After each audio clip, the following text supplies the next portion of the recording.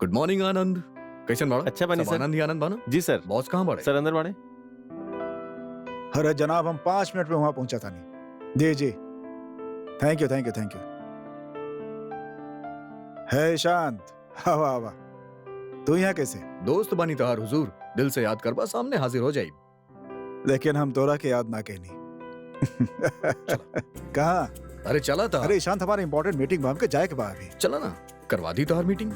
आवा अरे लेकिन कहीं और जाए के बा अरे हमके। आवा अरे सुना आवा, था। ले चलता नहीं आओ तारा तो। मीटिंग में। अरे आवा, शांत, चल।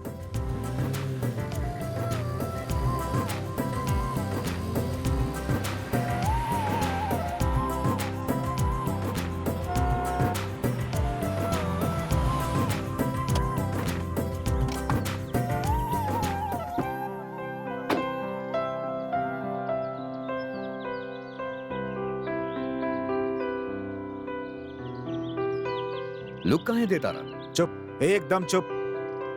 कमाल बड़ा यार, तू कब से बोला था नहीं, कहाँ लेके जाता रहा? हमारी मीटिंग बा यार। अरे बहुत इंपॉर्टेंट मीटिंग करावे आयल बनी तहार। तहार जिंदगी के सबसे यहाँ कौन ज्यादा। मीटिंग होता भाई? के भाई यहाँ? के भाई यहाँ? हाँ, उर्मी के साथ मीटिंग में तहार।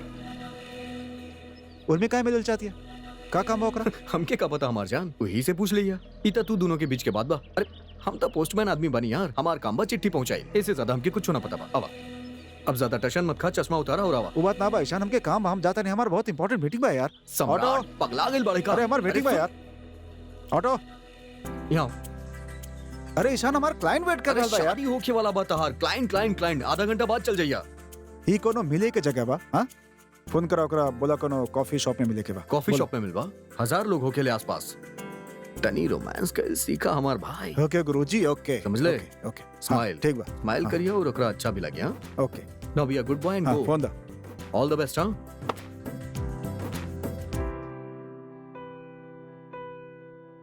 वेट करत आ रही उर्मी हूँ। बड़ी का? जल्दी जा, अकेल बाड़ी हूँ। All the best. और हाँ, क्लाइंट के फोन कर दा कि 2-3 घंटा लग जाइए यहाँ। शांत हो जा के हम। मार दे हमके, लेकिन वहां जा। और हाँ, स्माइल। आपका जोकर बन जाई।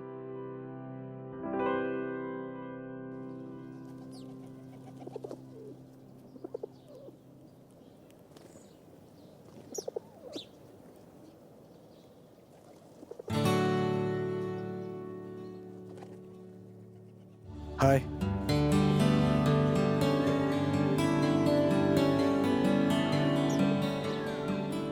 हेलो। How are you? हम ठीक बानी, आप कैसन बानी? या आई एम ओके। बताइए, आप मिलल चाहते नहीं हमरा से?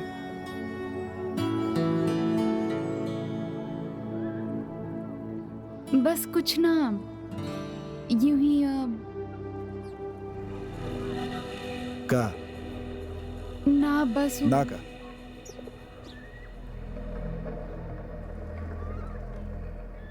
देखिए, हम बहुत इंपॉर्टेंट मीटिंग छोड़ के आयल बानी आपसे मिले खातिर। आपका तनी घनो काम नहीं खे।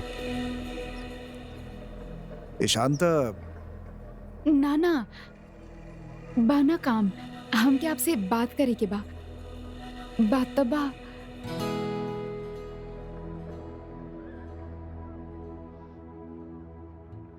आई जस्ट टेक अ वॉक।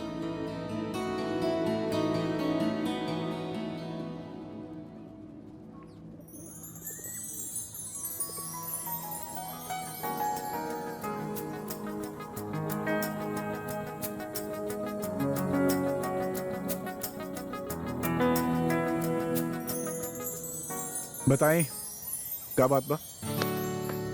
हम थोड़ा जल्दी निकलब।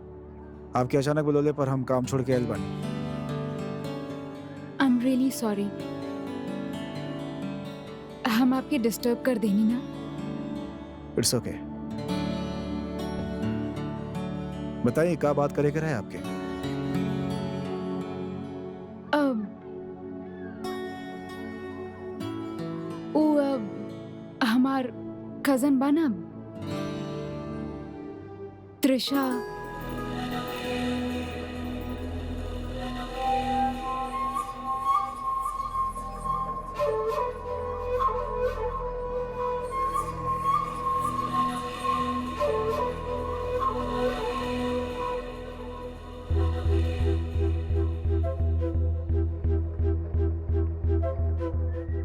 आप हमके अचानक यहाँ तरह त्रिशा के बात करे खातिर बोली ले बाड़ू? वो त्रिशा कहत रहले कि आप लोगन पहले मिल चुकल बाड़े जी और हाँ, देखा उर्मी, कुछ बात बा जौन हम पहले ही क्लियर कर देल चाहता नहीं, बेहतर होखी आप खातिर। पहला बात कि हमरा के त्रिशा जैसन बेवजह के तेज तर्रार लड़की पसंद नहीं की हमरा के। और दूसरा, हमके जरा जरा से बात के तूल देहल बेवकूफ़ी लगेला। It's waste of time. समझता नहीं आप? पर सम्राट जी, त्रिशा हमरा से कहले रहे कि हम अपन इतना इंपॉर्टेंट काम छोड़ के आपसे यहाँ मिले ही नहीं, और आप हमरा से त्रिशा के बारे में आलतू फालतू सवाल कर रहा बानी। आई डोंट लाइक दिस। बताइए अगर कुछ और काम हो कहता। रुकावट के खातिर जरा भी खेद नहीं खे। और सम्राट तू तो कमाल करेला यार, एकरा ओहिजे भूल गईला। हाँ,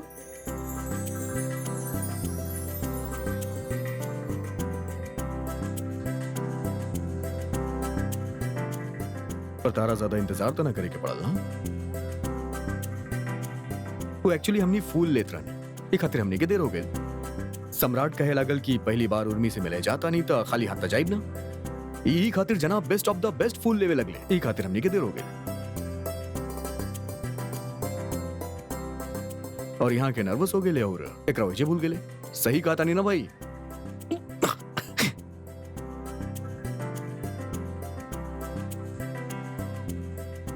अब दे भी दे यार, हो गई गलती।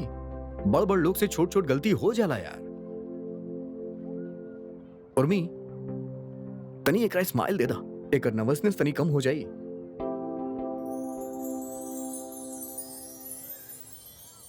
दे भी दे हमार जान।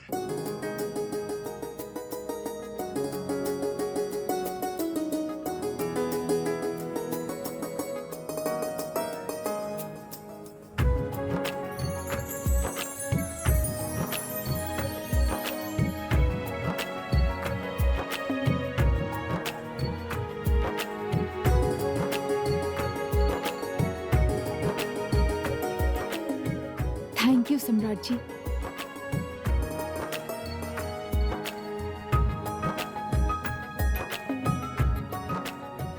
माय प्लेजर।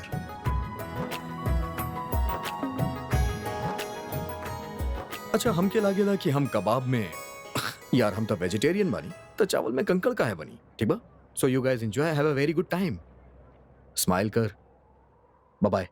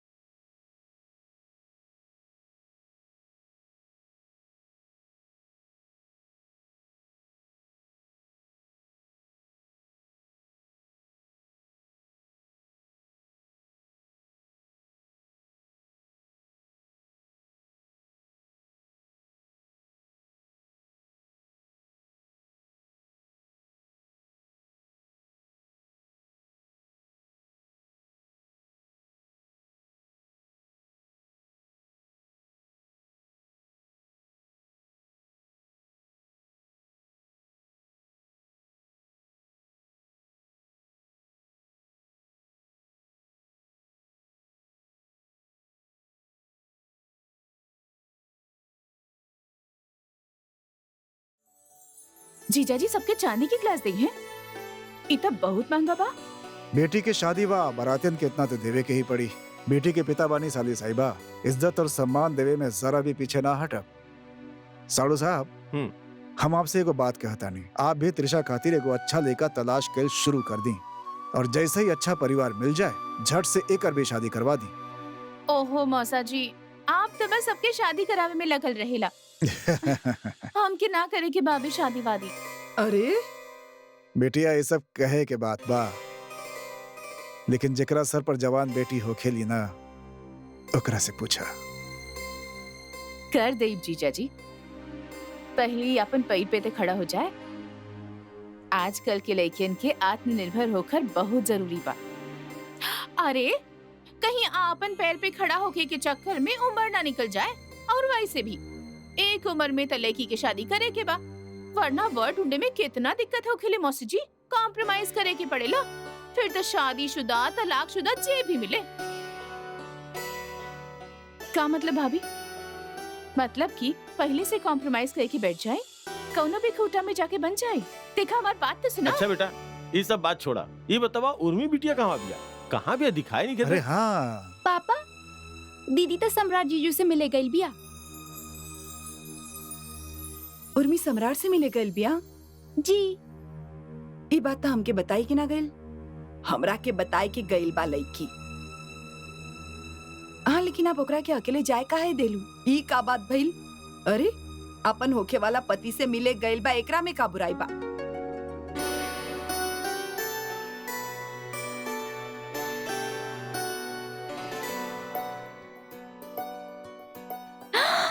उर्मी दीदी कैसन रहत? उर्मी, तू सम्राट से मिले गइल रहलू?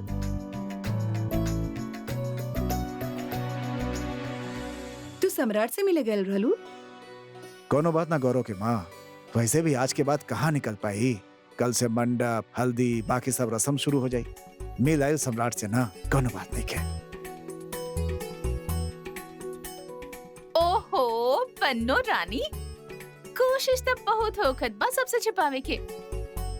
अरे अब बता भी दा, काल आइल बाड़ू जकरा से इतना खिलल बाड़ू। वाओ दीदी, ये तो बहुत ही सुंदर फ्लावर बा। सम्राट जीजू देले बानी।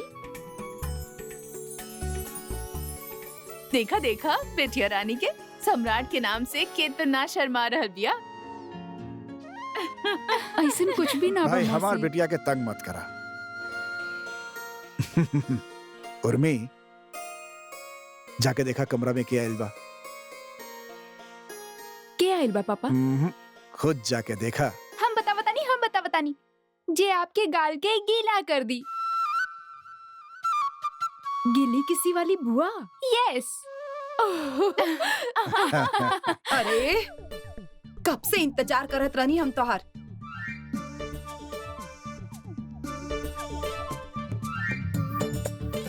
कितना देर लगाई देलू तू। हम तो तरस गइल रानी अपन बिटिया के प्यार करे खातिर।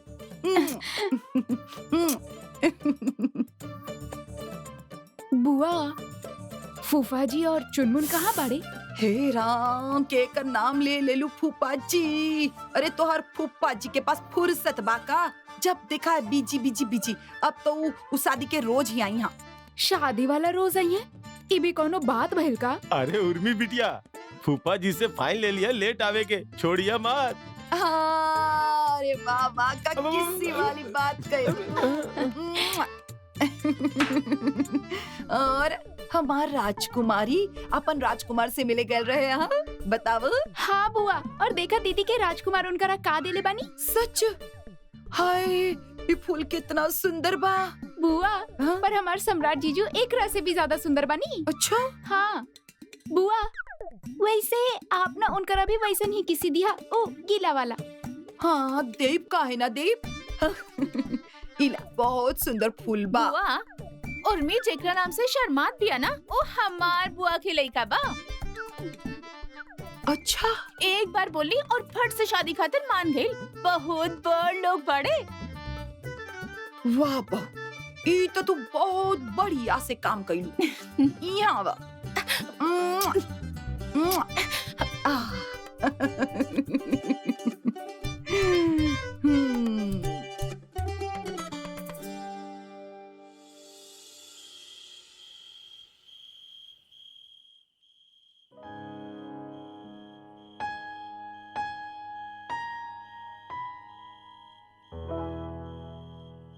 सम्राट तू ना बहुत रूड हो गिल बाड़ा। पैसा और काम के चक्कर में बिल्कुल ड्राई। कम से कम अपन लोग के तो हट मत कल करा यार। सर जी अभी खातिर अपन लेक्चर बंद करब आप।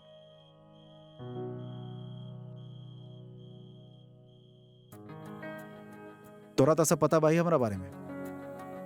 वैसे ही हर केहू के कैरेक्टर में कुछ ना कुछ हो खेला। हमरा भी बा।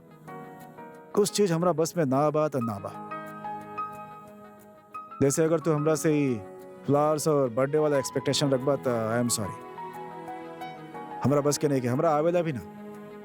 यार सम्राट बात सॉरी के बा ही ना। तेरा पता बा हमने लोग एगो सोसाइटी में रह लिया अपनन के बीच, जहां लोग हमनी के बारे में सोचे ले, हमनी के ख्याल करे ले। तो हमनी के भी तो लोग के बारे में सोचे के चाहिए ना। और पता बा इंसान बड़ा तब ना बनेला जब वो बड़ बड़ बात करेला। इंसान बड़ तब बनेला जब वो छोट छोट बात समझे लागेला। और कबो कबो ही छोट छोट बात बहुत बड़ बड़ खुशी देवेला। लेकिन हम देखा था नहीं कि तू बहुत बदल गए बाड़ा। इतना साल में कंप्लीटली चेंज। फिर कोनो बात ना, हम आगे बने ना तरह के बदल दे। वर्क ऑन इट यार। ही बिजनेस है ना, कई चीज बा important. I don't think so. Business के अलावा लाइफ में कुछ नहीं है। ये बिजनेस ये पैसा ना होके ना तो क्यों पूछी ना आपके। समझ गए लगे ना बाबू, ये सब रुपया के खेल बा। यहाँ सब आपके आगे पीछे दौड़ेला। तहार जो आदत बना हमार बात के कुछ भी समझेला तू। हमेशा गलत डायरेक्शन पे जाएला। हमार मतलब वो बा ही ना यार। कबो तो सही समझ लेता। सॉरी हमार बाप, गलती हो गई। वैसे हमके टेंशन लेवे के जरूरत का बा। तू बड़ा ना हमार ध्यान रखे खातिर। हाँ जैसे फ्लावर्स लेके आयल रहला, आगे भी आ जाइल करे। हाँ ये बहुत अच्छा बा। हम अपन सारा काम धंधा छोड़ के तहार नौकरी पे लग जाई। वैसे तू ना बहुत एम्बैरेसिंग सिचुएशन में डाल देले रहला। तोरा को बात बताई, तू गलत कैला तू। हम जाना था नहीं ना इनके। अभी देखिया का होगी होली पर दिवाली पर एक्सपेक्ट करिया नहीं फ्लावर्स ये सब। अरे होली दिवाली पे फूल मत देया पागल। गिफ्ट दिहल जाला यार कुछ भी। हाँ पता बा। अच्छा ये बताओ उर्मी से का बात भाई। इले थैंक यू।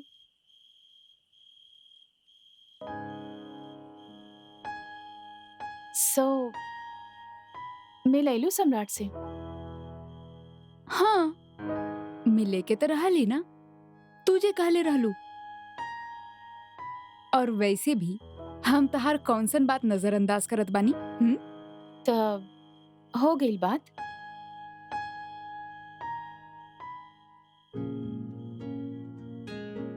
तोहके कोनो गलतफहमी भइल बा। उ वैसे ना बाड़े जैसन तू सोचत बाड़ू। थोड़ा गुस्सा वाला बाड़े, लेकिन इतना ना कि उनकरे साथ रहब मुश्किल हो जाए। हो सकेला उ दिन काम के प्रेशर ज्यादा रहल होखे, और जब तू उनकरा से मिलल रहलू तब शायद उनकरा जल्दी जाए के रहल। उ मन के बहुत अच्छा बाड़े। हाँ आज हमरा बुलावे पे वो अपना सारा इम्पोर्टेंट काम छोड़ के इतना दूर हमरा से मिले आए। ओ ऐसा ना बा त्रिशा, वो बिल्कुल वैसने ही बाड़े। तू हमार बात माना ना। तू दूसरा बार उनकरा से मिलबू ना तो तहार सारा शिकायत दूर हो जाए। Seriously. Are you sure? Yes I am sure. तारा पता बा वो हमरा खातिर ढेर सारा फूल लेके आयल रहे। वो बिल्कुल वैसने पति बाड़े जैसन हम सोचत रहनी। लड़कियन के हालत पता बतो रहा के जरा जरा बात के तूल देवे आवेला उनकरा के। का नाम बा ओकर कजिन के? काली सी हो? काली ना सावली बड़ी त्रिशा नाम बा ओकर। त्रिशा के बारे में बात करे खातिर बोले ले रही। बताओ हम अपन इतना इंपॉर्टेंट काम छोड़ के आपसे मिले आयल बानी, आप हमसे त्रिशा के बारे में आलतू फालतू सवाल करत हन। तू का बोला? बोले के का साफ साफ बोल देनी, ये सब पसंद ना हमरा के। फालतू में ये सब चीज खातिर ना बुलाल करा, वेस्ट ऑफ टाइम। यार तारा इसे ना बोले के चाहत रहे हक बाव कर फियांसी बाड़ी तोहार शादी होके वाला बा तोहार तो शादी होगा तो मतलब सर के बल चलो शुरू कर दी हम। थिंकिंग बदल दी अपन का। देखा ईशान, शादी हो रहल बा ठीक बा, शादी के मतलब ये बिल्कुल ना हो खेला कि वो दूसरा आपके जिंदगी में इंटरफेयर करे, छोट छोट बात पे रोक टोक करे। जीवन साथी ना सेवियाई हो गई। अगर तोहरा के सम्राट पे इतना भरोसा बा तब फिर तक कौनो बात ही ना बा। काहे कि अगर तू खुश बाड़ू तो हम सब खुश बानी।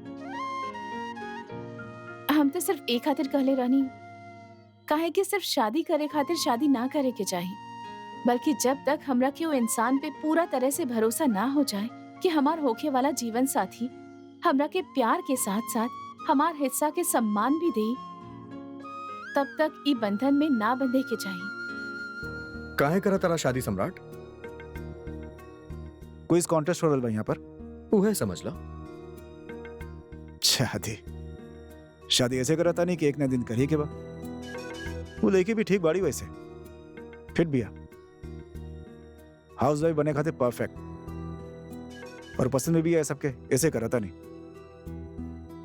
तुरा के एक बात बताइए ईशान, शादी जौन बा ना एक नंबर के यूजलेस चीज बा, लेकिन बा कंपल्सरी। तो सोचनी चलत चलत ही काम भी निपटावत चली, तो सोचली चलत चलत ही भी काम निपटावत चली, और फिर इनकर चिक चिक बंद हो जाई, बहु लावा आ जाई, चुप हो जाइयन, काम धंधा पर ध्यान दे पाई हम और का। त्रिशा तू जानत बाड़ू कि उनके घर के चमक धमक हमके कबो आकर्षित ना कैलस। हम त हमेशा उनकरा में जेकरा बारे में हम हमेशा कल्पना कैले रहनी, जो उनके उनकरा में बा। और हम जानत बानी कि ऊ तहार उर्मी से बहुत प्यार करी है। और हम भी इहे चाहत बानी कि तू हमेशा खुश रह। हमरा के पूरा विश्वास बा सम्राट जी हमार विश्वास और हमार सपना के कबो ना टूटे दिए। देखो बात बतावा कि लंदन में तो लेके से बड़ा आसानी से मिल जाता हो क्या? हाँ, गोर गोर चिकनी वाली सुनहरा जुल्फ वाली, रोज रोज बदल बदल के इश्क करा तो खबा तू करेला कि ना करेला? अरे बता दे 10 ना। साल हो गए हमनी के स्कूल छोड़े, लेकिन तहार थिंकिंग जरा भी ना बदल लिया। अरे हमार थिंकिंग ना तोहार थिंकिंग बदल गई बा, तू बदल गई बाड़ा। अबे पता होत ना तो वहीं से तेरा खातिर फिरंगन लेके आई थी। आई एम रियली सॉरी कि हम तोहरा के होखे वाला उनकरा पे हम शक कईनी, लेकिन उनकरे से एक बात कर दिया, अगर ऊ तो के तंग कैले ना तो ई साले यहाँ बैठल बिया उनकर खबर लेवे खातिर। अरे हाँ भाई, बिल्कुल हक बनेला तहार, साली बाड़ू तू उनकर। और वैसे भी तहार और भी जितना भी कंप्लेन होखे ना तू हमरा के बता द, हम आपन उनकरा के बता दे। तो लिस्ट अभी से शुरू हो गई बा हमार।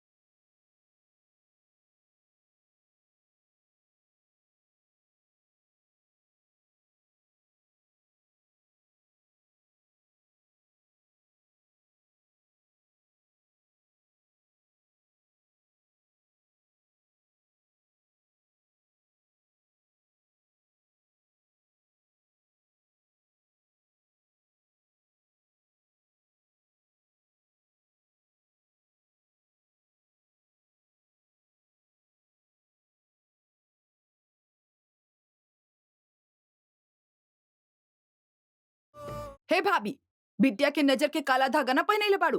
पहनेले बा जीजी, कमर में। कहाँ?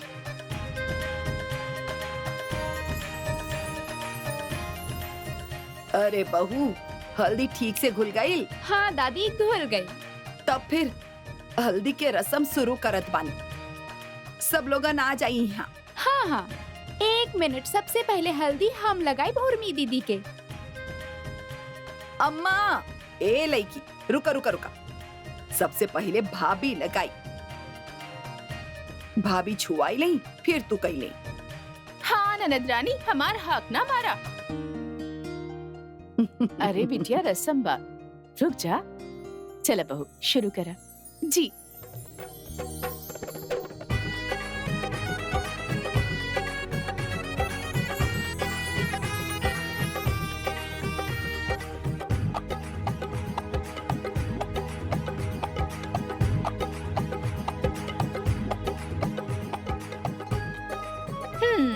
आजा, तू भी दीदी के लगा ला हल्दी। लगाई दे लड़की।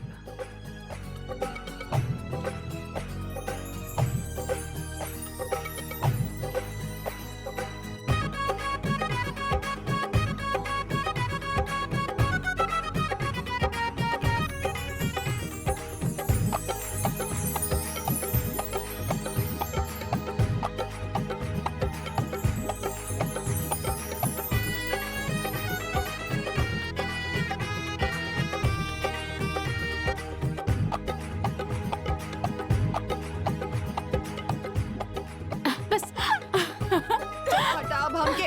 हाय हाय, हटाओ हमके लगाई दे। उठा उठा उठा। हाय हाय हाय।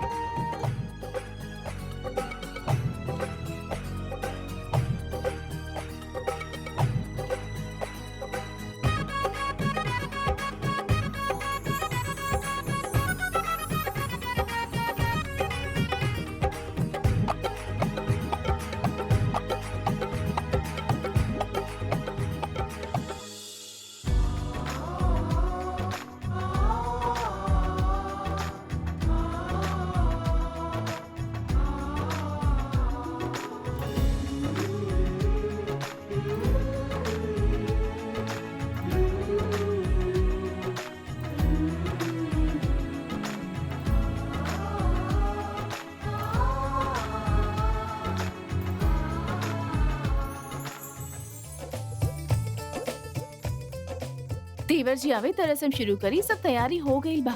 यही सम्राट के तब बुलावा, बहुत देर हो गई बा। अब तक तो हल्दी लग जाए के हम चाहत बुलावत बनी। हम ईशान के बोले ईशान के बोल दी।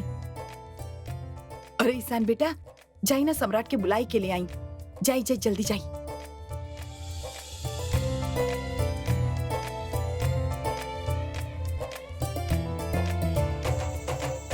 ओ भाई, सवेरे सवेरे तैयार होके कहाँ जाता जरूरी है? मीटिंग में जाता हाँ है। हाँ, ले जा ले जा ले जा, चलो।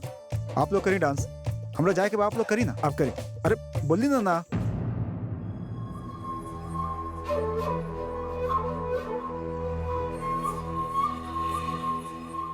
हाँ माँ। बेटा, ई का कहाँ जात बाड़ा? आज तो हल्दी बा। हाँ माँ, हमारी मीटिंग आ गई बा, तो जाए के पड़ी। I am sorry. ये आप लोग कर ली प्लीज। हाँ ना ना ना बेटा, ई ना। आज हल्दी के रस्म बा, थोड़ा देर ठहर जाई। ना ना माँ, हम रुक ना सकेनी, और भी तो जरूरी काम बा हमारा पास। और ये रसम वसम आप करी ना खुद, हमके पास शामिल करे एकरा में। हमारे पास टाइम नहीं के। भूल गई ना घड़ी? मुक्ति, हाँ भैया। है रवा, घड़ी लेके आओ ऊपर से, टेबल पर बा, दौड़ के। आप लोग कंटिन्यू करी ना ये सब। देवर जी, बिना आपके शामिल भइले ये रस्म पूरा ना हो सकेला।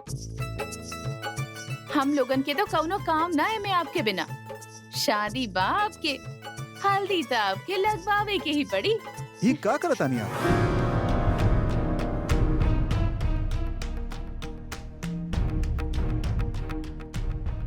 हल्दी?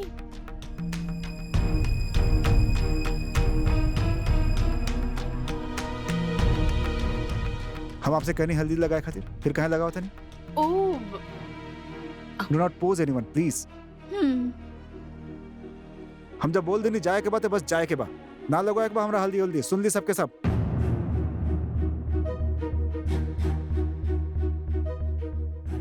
हम बिलीव ना करी ले इस सब में। और शादी हो रहा बा त का भाई? शादी खातिर हम अपन काम के साथ समझौता ना कर सकीला। मुक्ति गाड़ी में लेके आवा घड़ी। ऐसे ना बोलल जाला बेटा, ई रस्म बहुत जरूरी बा। माँ हम हाँ बेटा, हल्दी और मंडप के रस्म के बाद घर से नइखे निकलल जा। उ कहल जाला ना कि चांद और सूरज के नजर भी दुल्हा के लग जाले। अच्छा, तो मतलब सूरज और चांद अपन काम छोड़ के हमरा नजर लगावे बैठल बड़ा? कि लेके बाहर निकले एकरा नजर लगा दे हमनी।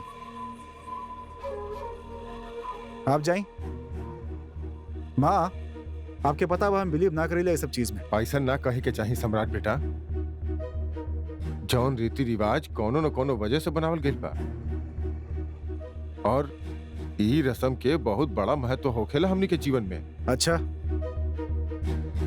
मतलब इस सब बात के महत्व बरकरार रखे खातिर आपन महत्वपूर्ण काम छोड़ के घर बैठ जाई हम, यह चाहता नहीं आप सब।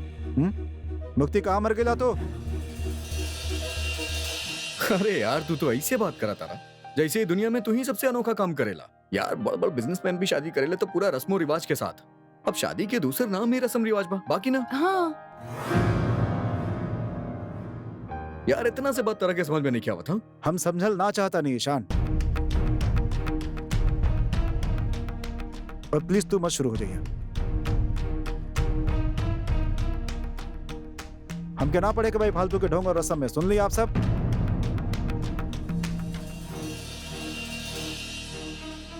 मुक्ति कहाँ रह गेला?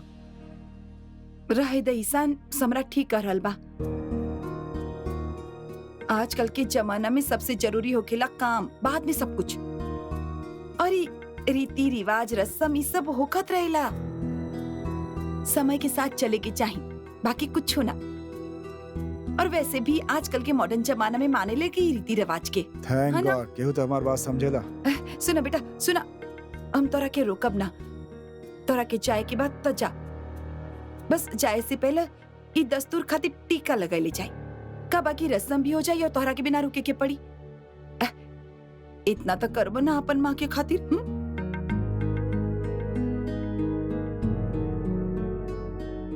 अच्छा करी जोन करे के बा, जल्दी करी, टाइम नहीं है। अच्छा तू जल्दी से आजा। अरे आप लोगन चुप काहे बानी, बचाव। चले चले चला चला। चलो बेटा, सर पे हाथ रख ली। शाबाश। हो गई? हाँ।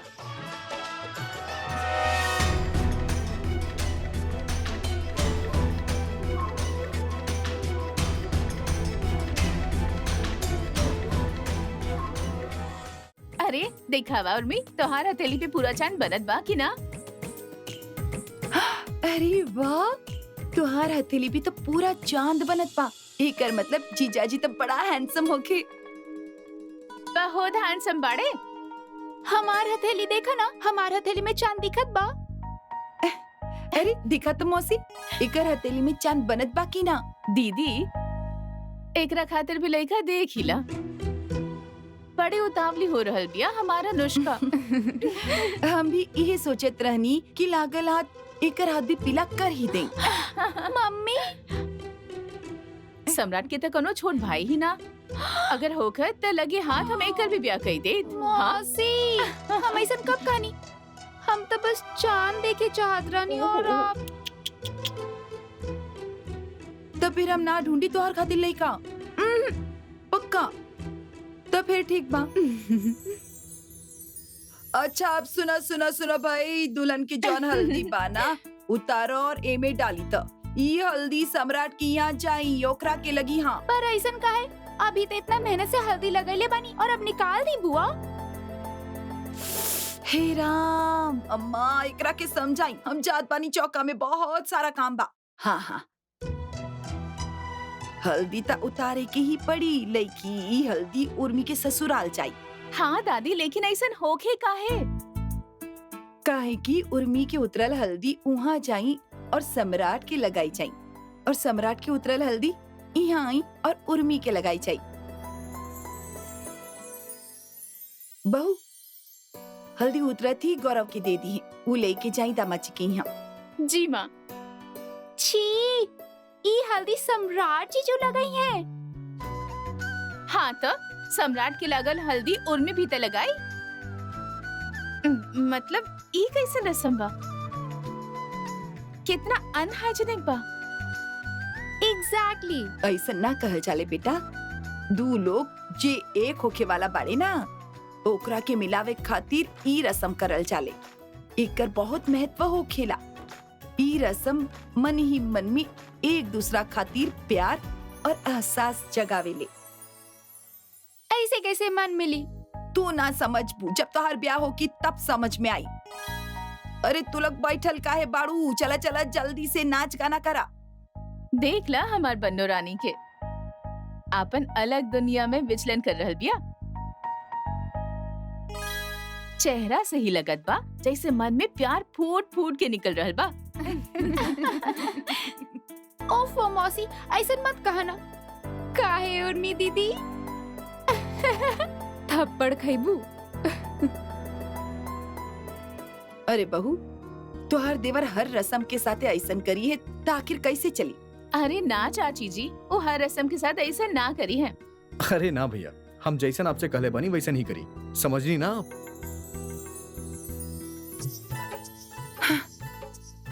ए ले अपन दवाई। शादी के माहौल में कम से कम खुद ले लेही ना। कितना काम पड़ल बा हमरा खातिर, और ऐसन में आप भी ना। ये सब जन हो रहल बना वो ठीक नहीं है। सम्राट अब अति कर रहल बा। चाहे देना, अब हम कई का सकीले। अब टीका तो लगा के गइल बा ना, वो रस्म तो हो गइल बा ना। अब और कहाँ चाहिए हमनी के? काहे की परेशान हो रहल बाड़े आप? एगो बात बतावा, तू चाहत का बाड़ू? काहे बर्बाद कइल जाताड़ू ओकरा? आज तोहरा वजह से वो यहाँ तक पहुंच गेल बा कि केहू के ना सुनेला। हर गलत बात ओकर पक्ष लेवेलू और ये भूल जालू कि ओकर साथे जुड़ल और लोग भी बाड़े।